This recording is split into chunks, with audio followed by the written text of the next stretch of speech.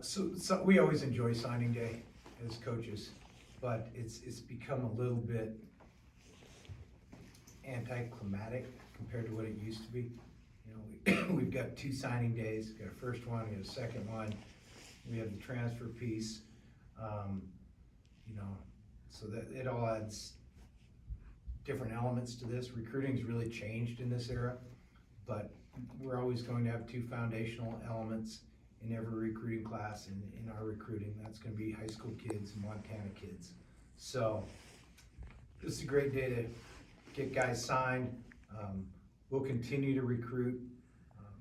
You know, it's kind of an everyday deal all year round.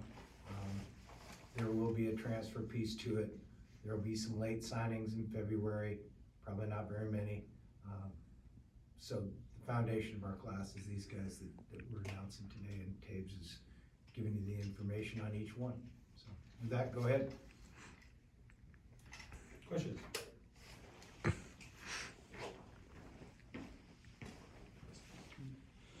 Coach, just looking at Kiali'i making his commitment official, just obviously you know Brian pretty well. Just what is it like getting a kid like him who's got such a strong legacy tied to this school, and you know just what do you like about his game? Well, gosh, excuse me. There's several guys in the class that have ties to the program with parents, but you know, Brian Ayat was a great player here, was a Hall of Famer, and to have his son here is a really cool deal. But the reason Kaylee's here is because he's a good player. He can do a lot of things.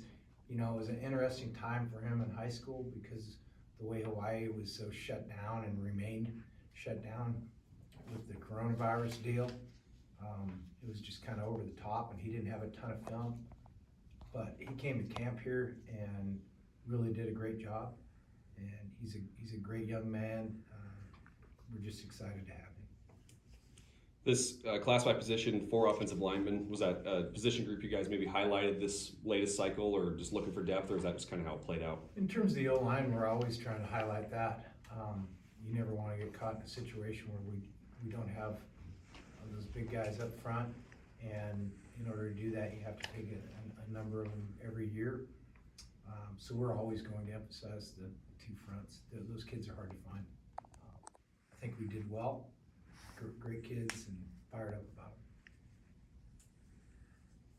it. Or maybe some words or ways that you would describe overall just this group.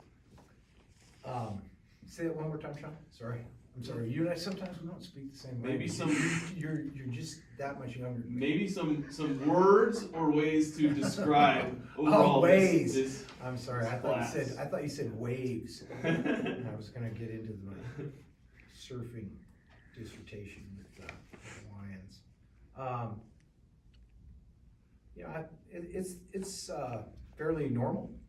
I think we're right where we needed to be. You know, we really, for the most part, stopped recruiting high school guys a couple months ago.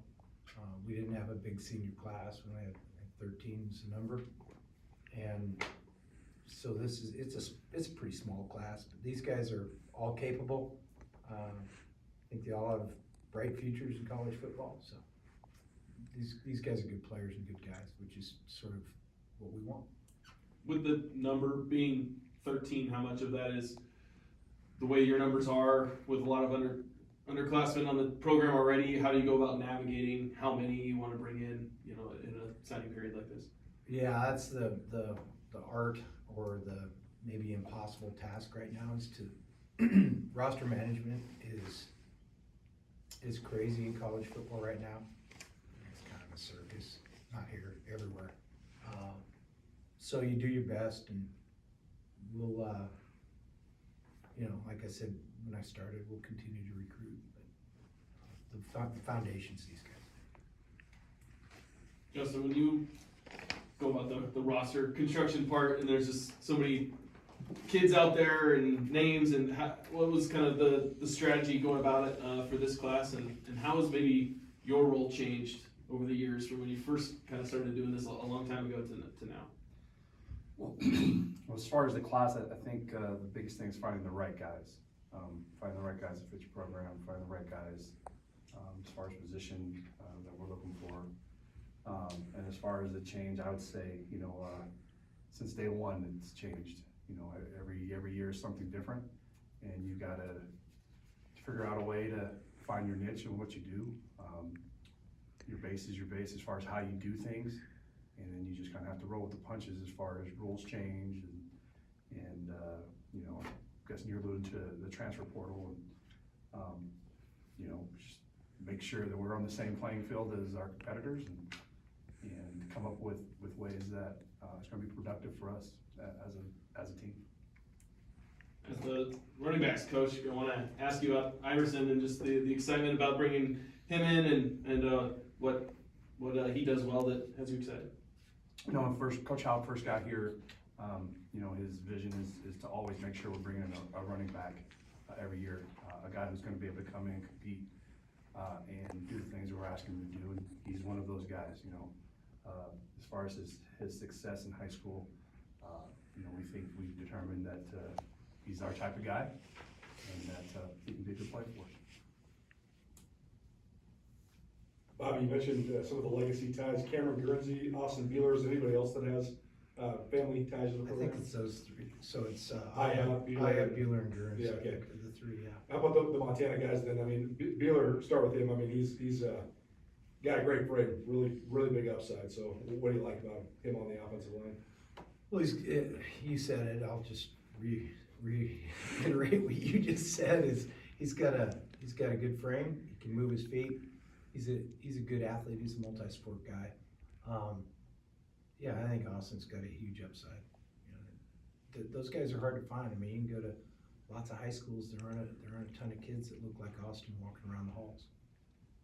Couple kids from Capital too, Austin being one of them, and Hayden Opitz being another one. Do you like recruiting from programs that had a lot of success? Well, to a degree, football's a hard game in terms of numbers. You have a lot of good players to win games, and that's probably why occasionally you'll see us with multiple players off of one team. But that doesn't preclude somebody else. You could be a great player, and I mean an absolutely great player, and there's not any good players around you, you're not going to win a football game. So, with that being said, Capital had a huge year, and there's a reason they had good coaching and good players. The first time I ever saw Clay Oven was actually on the track. Great 400-meter runner. I mean, do you like the diversity that he has just athletically? Well, we typically recruit guys that play multiple sports. I like it for a variety of reasons. One of the things is they're competing all year and they're keeping score, rather than just a couple games a year in the fall. But Clay's a really good-looking athlete. He does a lot of things. He's got a big frame. He's fast for a kid that's, got his size and arm length. He's a really good-looking athlete. I remember a couple of years ago you said you wanted to put a high priority on kids that come from close by, not just Montana, but maybe surrounding states where their families can drive here. Is that still a high priority when you're recruiting? Well, I think those are the guys you're more likely to be able to get. You guys, not all of your parents in the room, but we are, and you like being able to watch your kids play all the different sports, and so it's attractive for kids in the region because it's attractive for their parents to be able to play here. Yeah. Obviously, it doesn't preclude you from getting guys from out of the area either. Question for both of you guys. I know that it is sort of a, like you said, sort of a circus, but how do you sort of balance bringing in kids from the high school ranks and then also what's going to be available in the portal? Because like you said, it just seems like it's always a moving target. Want me to start and you can Sure. follow up. I mean, there's a lot of film to watch. There's very little structure to the transfer piece. We don't view it any differently in terms of numbers than